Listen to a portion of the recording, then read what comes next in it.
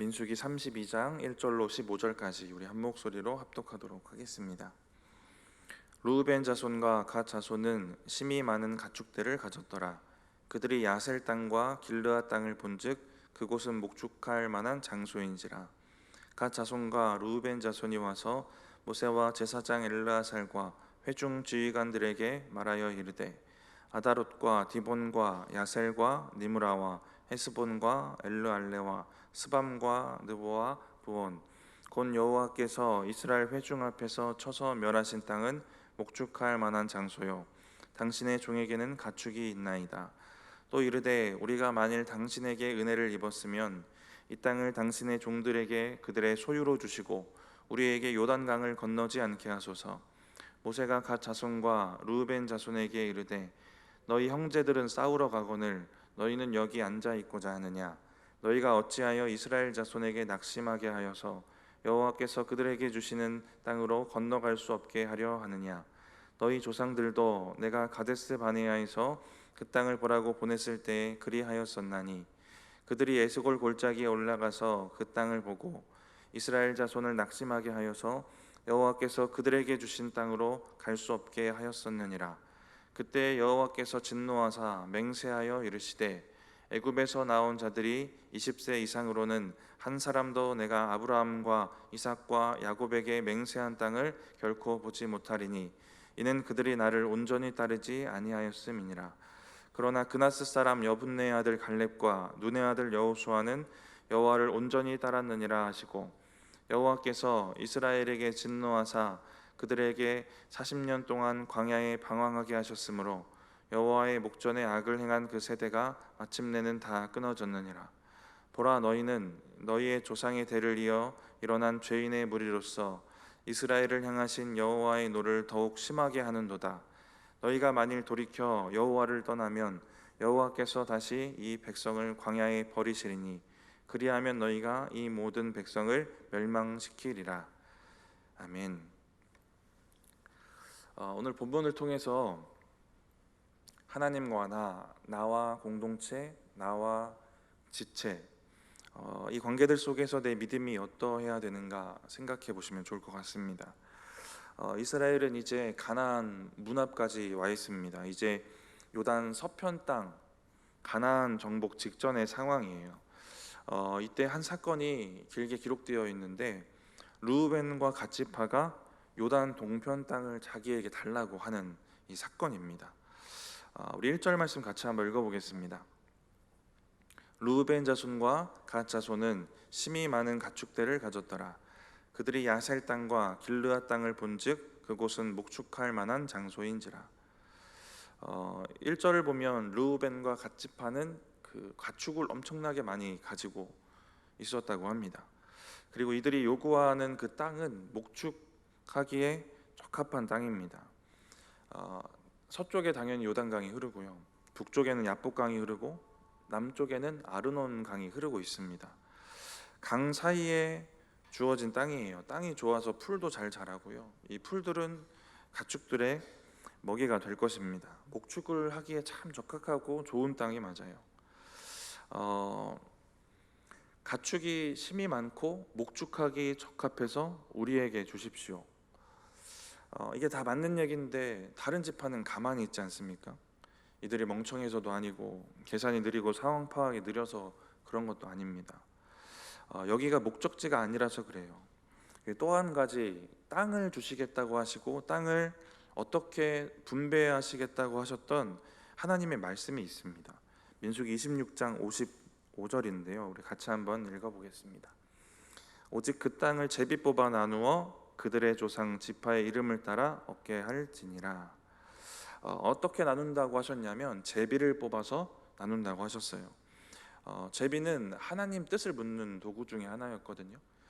하나님의 뜻대로, 하나님의 뜻으로 나누어 주시겠다라는 것이고요, 이렇게 나눠야 이스라엘 공동체가 혼란을 겪지 않고 분란을 겪지 않습니다.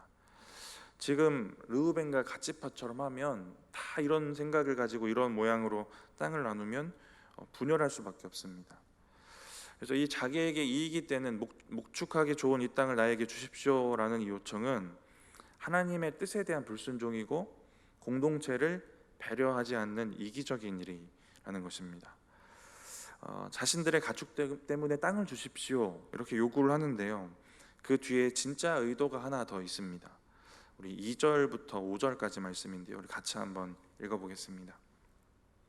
갓 자손과 르우벤 자손이 와서 모세와 제사장 엘르아살과 회중 지휘관들에게 말하여 이르되 아다롯과 디본과 야셀과 니므라와 헤스본과 엘르알레와 스밤과 느보와 부온 곧 여호와께서 이스라엘 회중 앞에서 쳐서 멸하신 땅은 목축할 만한 장소요 당신의 종들에게는 가축이 있나이다. 또 이르되 우리가 만일 당신에게 은혜를 입었으면 이 땅을 당신의 종들에게 그들의 소유로 주시고 우리에게 요단강을 건너지 않게 하소서. 목축하기 좋은 땅입니다. 그러니까 주십시오 했는데 5절 마지막에 보니까 우리에게 요단강을 건너지 않게 하소서라고 말합니다. 가나안에 들어가서 전쟁하기 싫은 겁니다. 이들은 최대한 앞에서는 예의도 갖추고 질서도 지키는 것처럼 잘 자기를 포장해서 자신들의 의도를 관철시키려고 해요. 그 모습이 2절부터 5절까지의 모습에 좀 나오는데요. 2절에 보시면 모세 그리고 제사장, 회중의 지도자들 그들 모두에게 와서 말을 합니다. 예의도 갖추고 있고 질서도 지키면서 일을 진행해요. 이들이 막 극단적이거나 폭력적으로 일을 진행하진 않습니다. 근데 그 뒤에 자기의 그 이익을 위한 의도는 분명한 겁니다. 4절을 보시면 하나님이 쳐서 멸하신 땅이라고 얘기를 하는데요. 이 표현 자체는 맞습니다. 쳐서 멸하신 땅은 맞아요. 근데 이 말 뒤에는 뭐가 있냐면 여기가 하나님이 약속한 땅인 것처럼 말하고 있는 겁니다. 여기 정착하겠다고 지금 말하고 있는 거잖아요. 지금 이들의 신앙에는 약속의 땅 가나안은 아무 상관이 없어요. 지금 삶의 현장에 젖과 꿀이 흐르고 잘 먹고 잘 살고 이것만 바라고 있습니다. 거기가 어디든 상관이 없는 겁니다. 광야에서 방황하던 1세대 출애굽 1세대들과 비슷한 모습이 있는 겁니다. 어디여도 상관없고 그냥 지금 현실의 문제만 해결되기를 바라는 그런 모습이 있습니다. 그래서 지금 요단 동편 가나안 들어가지도 않았는데 여기가 가나안인 것처럼 여기고 있습니다. 여기가 목적지인 것처럼 여기에 정착하려고 하고 있어요. 그리고 4절과 5절을 좀 보시면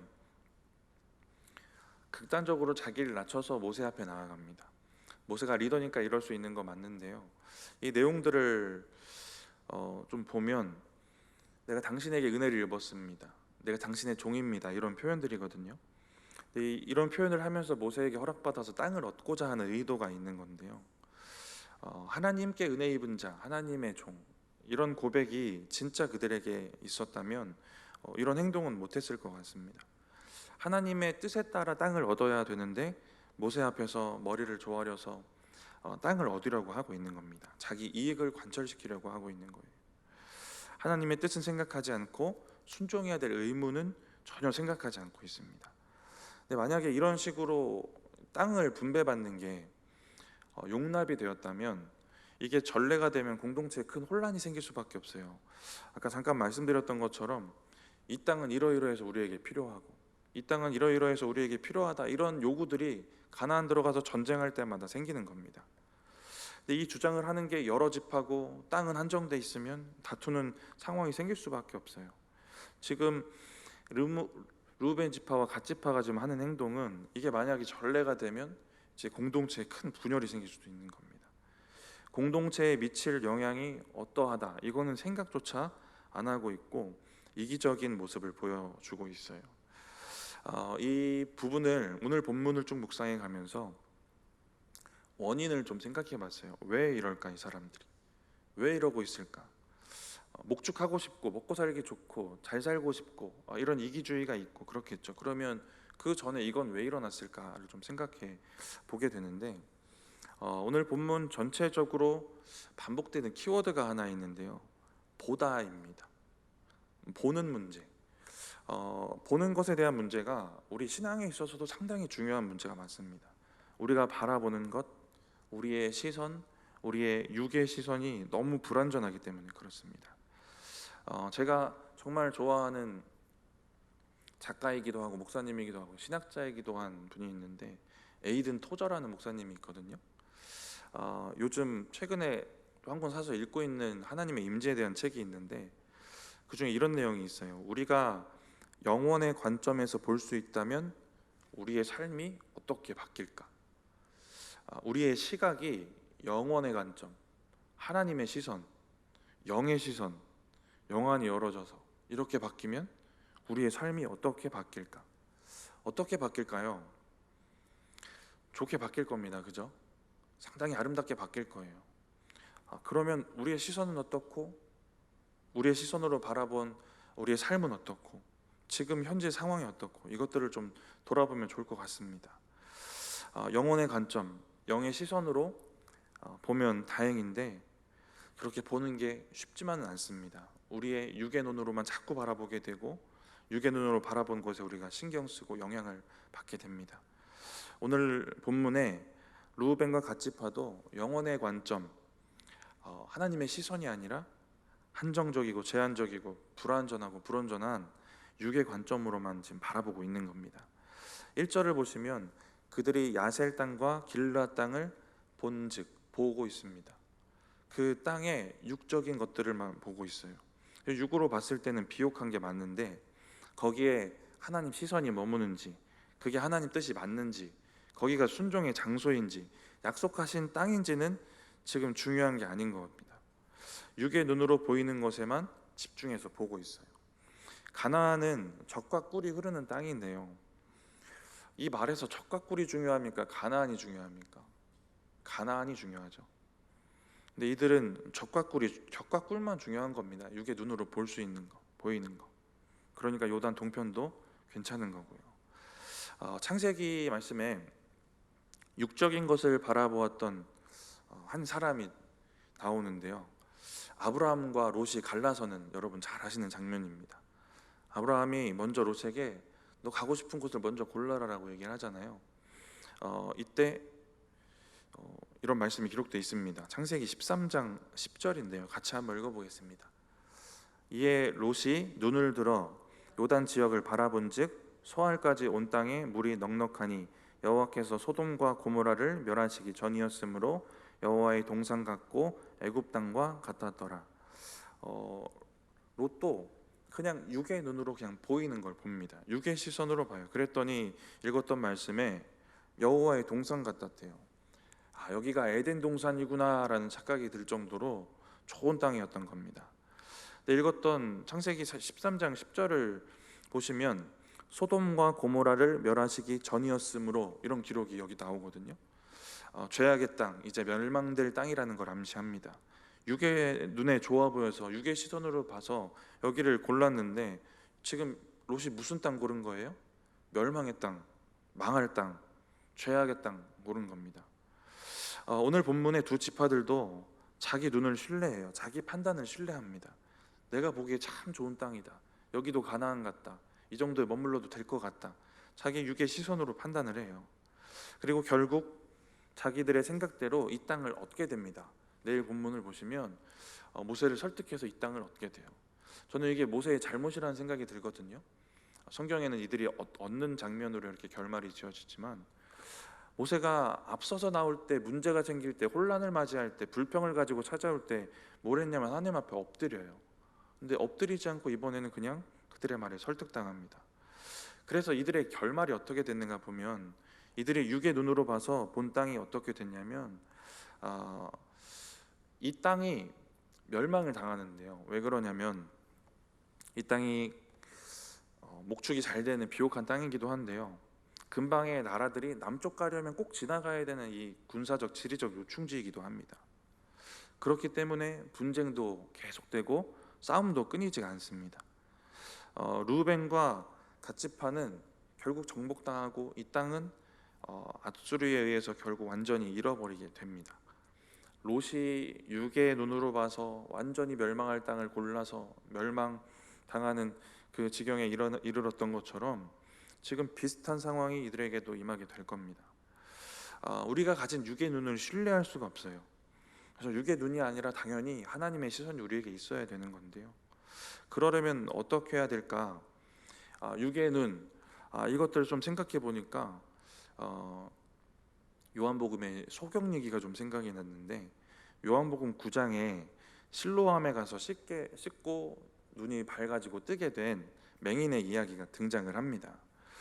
예수님이 이 사건을 통해 무슨 얘기하고 싶으셨냐면 빛으로 오셨다, 이 얘기를 하고 싶으세요. 우리 요한복음 9장 5절인데 같이 한번 읽어보겠습니다. 내가 세상에 있는 동안에는 세상의 빛이로라. 예수님 빛으로 오셨다는 건 이 구원의 빛, 세상을 밝히는 빛이기도 합니다. 예수님이 오셔서 우리의 영적인 눈도 밝게 밝혀주세요. 그래서 이 사건을 통해서 맹인이었지만 영의 눈 밝아진 사람이 등장하고, 육의 눈은 뜨고 있는 바리새인인데 영적 소경이었던 이 사람들도 이제 등장하게 되는 겁니다. 바리새인들은 뭘 보냐면 이 진리 가운데 영안을 열어서 예수 그리스도 본 게 아니라 기적이 행해진 때가 언제인지, 지금 안식일인데 이러고 있네, 이것들을 보고 있습니다. 육의 눈으로 육의 것들을 보고 있습니다. 빛 대신 주님 앞으로 나아가지 못해서 보지 못하고 있어요. 우리가 어떻게 우리 육의 눈을 뒤로 하고 영의 눈을 열 수 있을까? 예수님 앞으로 나아가는 방법밖에 없는 겁니다. 그래야 우리의 육적 시선이 영적 시선으로 바뀔 수 있는 거예요. 오늘 본문에 르우벤과 갓지파는 자기 그 육신의 눈으로 본 결정을 따라갑니다. 그렇게 영적 소경이 되어서 하나님 뜻도 불순종하고 공동체를 어렵게 합니다. 우리가 어떤 모습으로 하나님 앞에 나아가야 될까? 우리의 육의 눈 감추고 영의 눈을 열어야 되는 겁니다. 그러려면 우리가 예수 그리스도 앞으로 나아가야 되는 것이고요. 이러한 은혜가 저와 여러분에게 있기를 바랍니다. 르우벤과 갓지파는 불안정한 눈, 그래서 불신앙적이고 이기적인 태도를 보이는데, 모세가 이제 6절 말씀부터 보시면 날카롭게 책망을 해요. 돌려 말하지 않고 아주 따끔하게 얘기를 하고 있습니다. 저주 같은 말도 해요. 어떻게 질책을 하고 있는가? 우리 6절, 7절 먼저 같이 한번 읽어보겠습니다. 모세가 갓 자손과 르우벤 자손에게 이르되 너희 형제들은 싸우러 가거늘 너희는 여기 앉아 있고자 하느냐? 너희가 어찌하여 이스라엘 자손에게 낙심하게 하여서 여호와께서 그들에게 주신 땅으로 건너갈 수 없게 하려 하느냐? 너희 형제들은 싸우러 가는데 너는 왜 여기 앉아 있고자 하느냐? 이 말이 가져다주는 의미가 그들에게는 왜 너만 전쟁 안 하려고 하느냐 이건데, 우리의 신앙에 가져다주는 얘기들이 참 많은 것 같습니다. 이들이 이렇게 말했을 때 이스라엘 전체의 사기가 떨어졌을 거예요. 7절 말씀처럼 낙심하게 될 것입니다. 이 말씀을 보면서 이런 생각을 해봤어요. 우리가 하나님의 일들을 좀 감당하거나 교회에서 함께 일을 감당할 때 동참 안 하는 사람들 있잖아요. 교회를 통해서 얻을 수 있는 것, 그런 유익들, 영적 유익이든 육적 유익이든 그런 관계적인 것이든 그런 유익만 생각하는 사람들이 있습니다. 함께 해야 되는 일에는 동참 안 하는 사람들이 있어요. 아니면 동참은 하는데 오늘 이 두 지파처럼 자기 유익만 먼저 생각하면서 다른 지파들 힘 빠지게 하는 사람들도 있는 겁니다.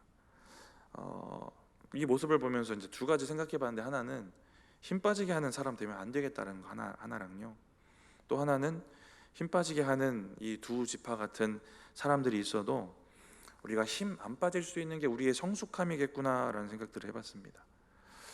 나머지 지파들이 르우벤 지파와 갓 지파가 하는 이 행동과는 상관없이 그냥 하나님의 뜻과 계획, 내가 순종할 것, 정복할 가나안만 바라보고 전진하면 사실 힘 빠질 것도 없습니다.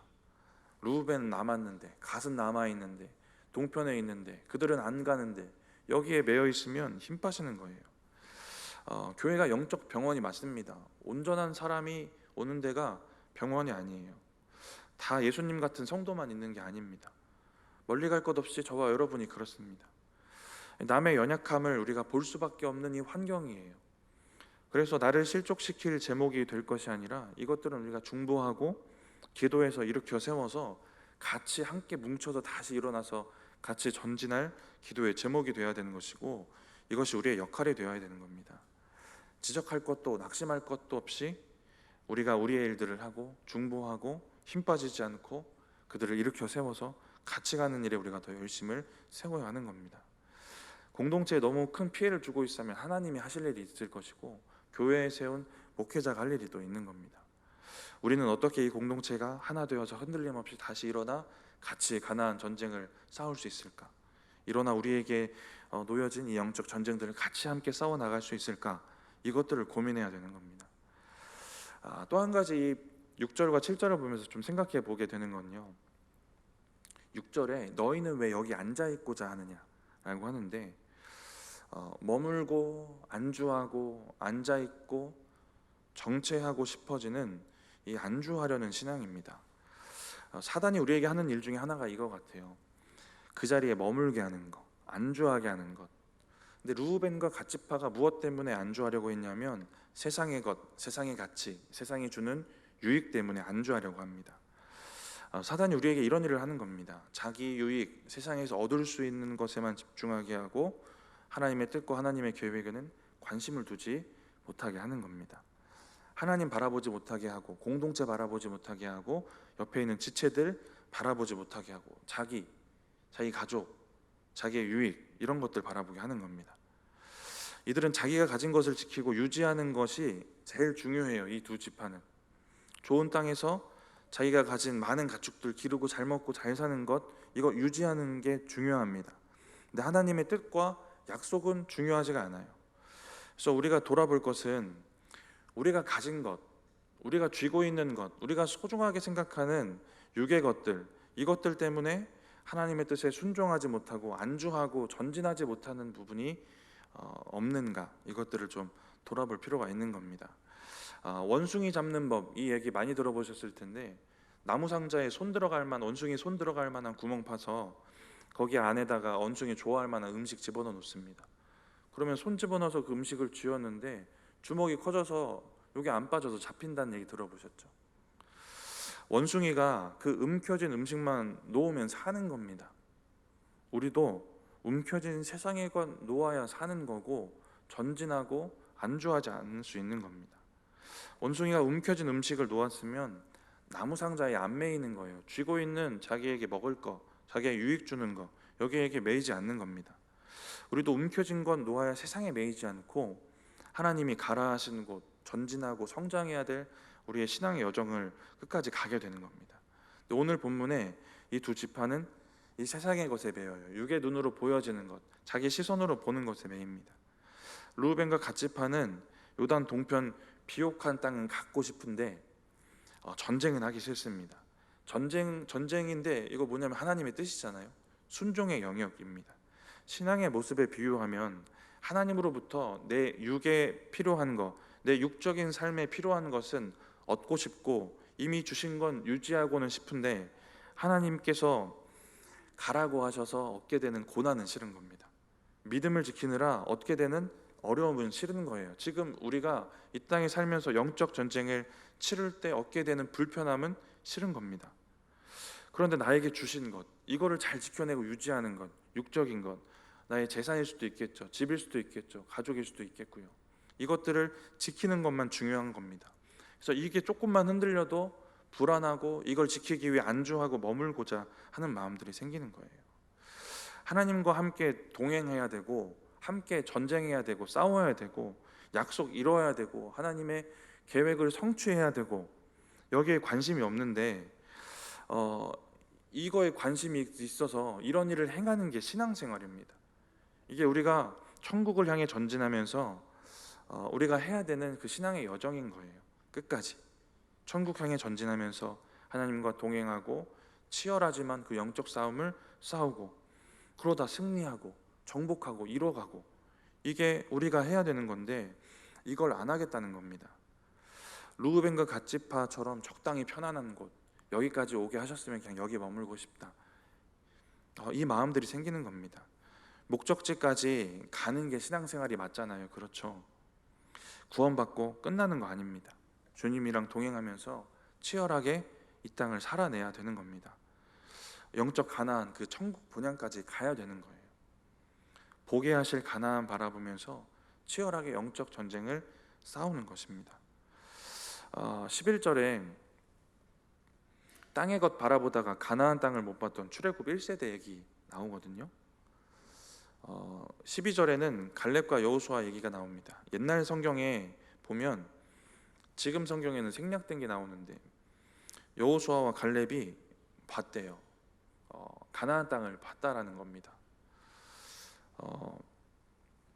중요한 것은 이들이 왜 보게 되었는가인데, 아까도 보다라는 키워드를 좀 말씀드렸는데, 출애굽 1세대들은 육의 것을 보다가 가나안 못 보고요, 여호수아와 갈렙은 영의 것을 보다가 가나안을 보게 됩니다.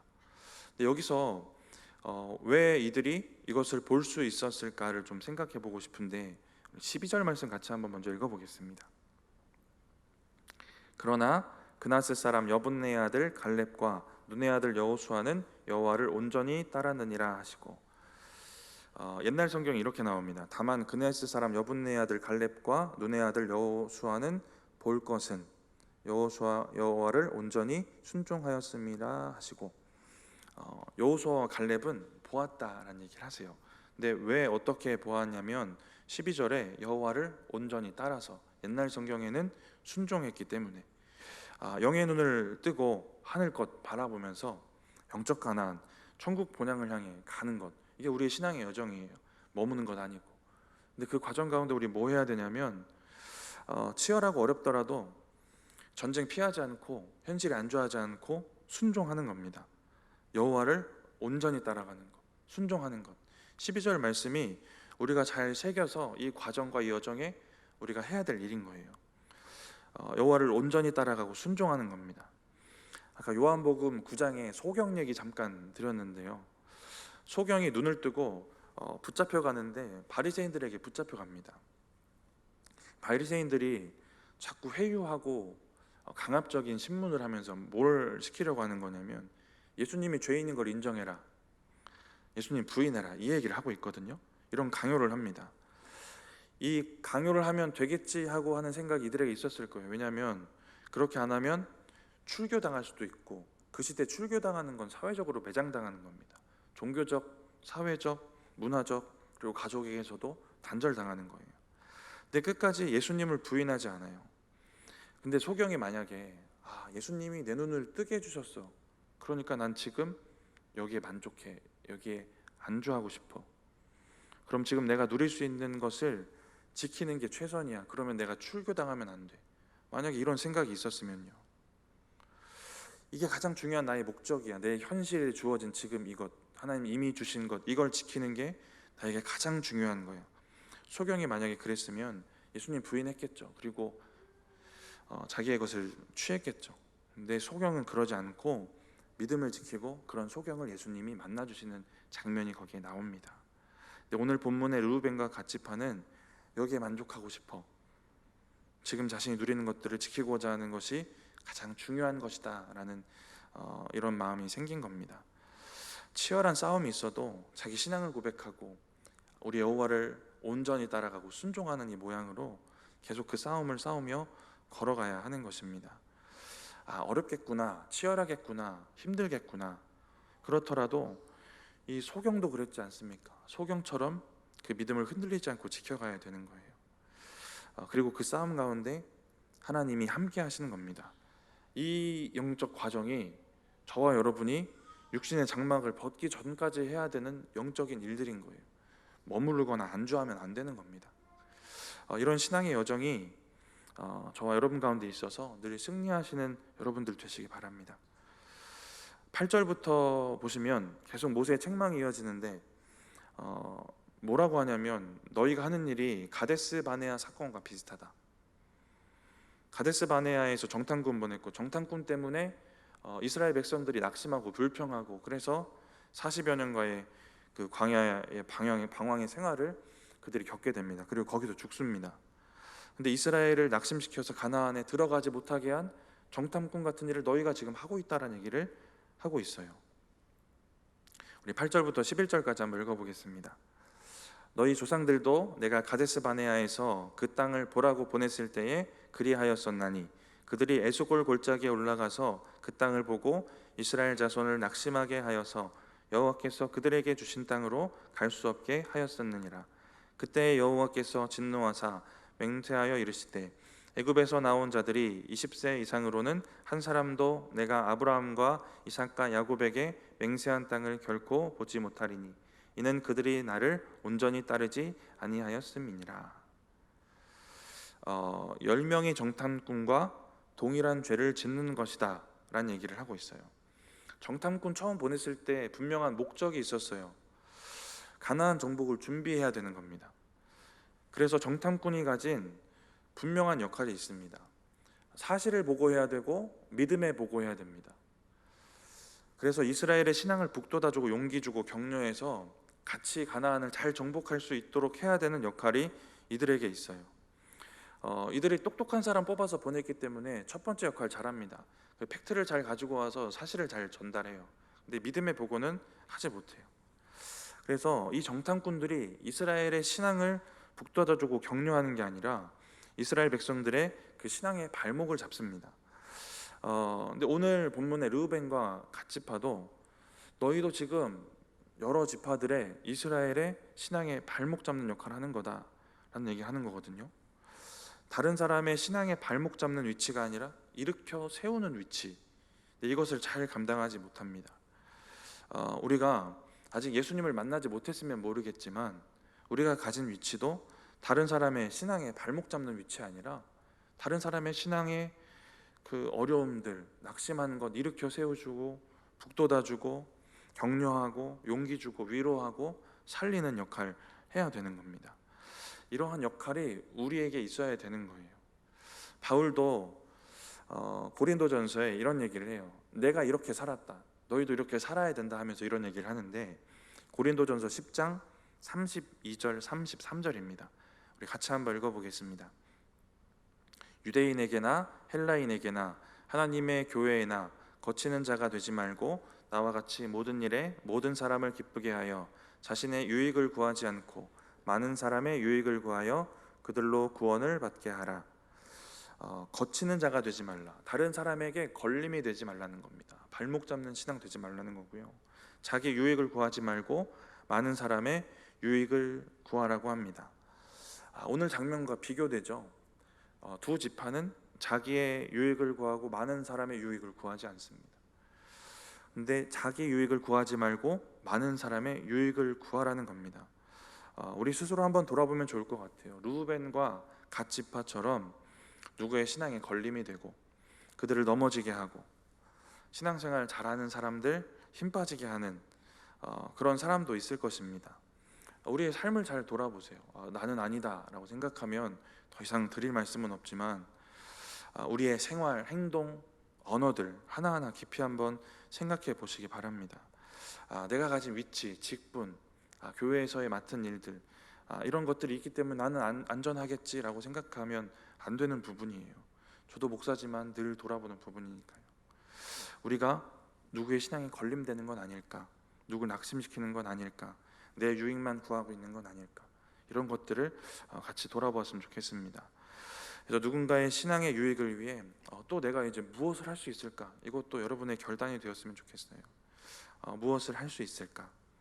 이것들이 저와 여러분의 결단되면 좋을 것 같습니다.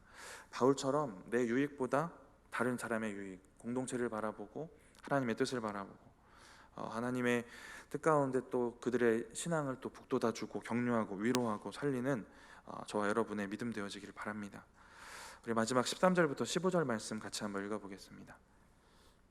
여호와께서 이스라엘에게 진노하사 그들에게 40년 동안 광야에 방황하게 하셨으므로 여호와의 목전에 악을 행한 그 세대가 마침내는 다 끊어졌느니라. 보라, 너희는 너희의 조상의 대를 이어 일어난 죄인의 무리로서 이스라엘을 향하신 여호와의 노를 더욱 심하게 하는도다. 너희가 만일 돌이켜 여호와를 떠나면 여호와께서 다시 이 백성을 광야에 버리시리니 그리하면 너희가 이 모든 백성을 멸망시키리라. 10명의 정탐꾼 때문에 시작된 이 사건 때문에 40년의 그 떠돌이 생활이 있었고 출애굽 1세대는 다 죽었다라는 얘기를 해요.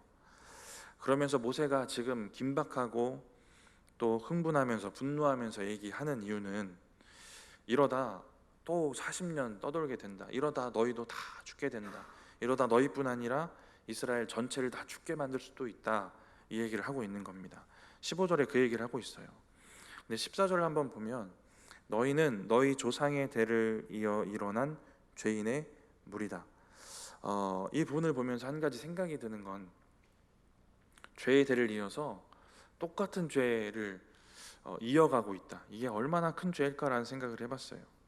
근데 우리는 예전의 죄를 반복하지 않고 죄를 끊어내고 더 좋은 믿음과 더 좋은 신앙을 물려주고 흘려보내는 역할을 해야 됩니다. 31장에 전쟁에서 이기고 전리품 분배하고 감사예물 드리고 그 감사예물 성전에 드려서 기념이 되게 했습니다. 이렇게 뭔가 좋은 선례를 남기고 좋은 신앙에 영향을 주는 사람이 될 수도 있지만, 이 두 지파처럼 이 죄악의 것들, 이 죄악의 모습에 대를 이어서 이걸 이어가는 사람이 될 수도 있는 겁니다. 우리가 어떤 사람이 되어야 될까, 이 부분도 우리가 함께 좀 생각해 보았으면 좋겠습니다. 말씀을 마치면서 하나님과 사람, 우리의 신앙에 있어서 우리가 늘 고려해야 될 부분입니다. 하나님 우리에게 세 계명으로 주셨잖아요. 이웃사랑과 하나님 사랑. 우리가 나 중심, 나 우선의 이 신앙의 모습을 이제 내려놓고 하나님 중심, 이웃 중심, 오늘 본문에서 공동체 중심, 지체 중심, 하나님 중심으로 우리의 신앙을 조금씩 바꿔가야 하는 것입니다. 하나님의 뜻이 무엇인지, 공동체를 이롭게 하고 좋게 하는 게 어떤 것인지, 이런 부분들을 깊게 고민하시고 하나님의 뜻도 세워가시고 하나님의 공동체도 세워가시고 나라도 세워가시는 저와 여러분들 되시기 바랍니다. 잠깐 기도하겠습니다. 하나님 감사합니다. 오늘 허락하신 말씀을 통하여서 하나님과 너 나 사이에 있어서의 믿음과 또 나와 공동체 사이에서의 믿음, 하나님 그 가운데 나의 믿음이 어떠해야 되는지를 생각하고 돌아보게 하셔서 감사합니다.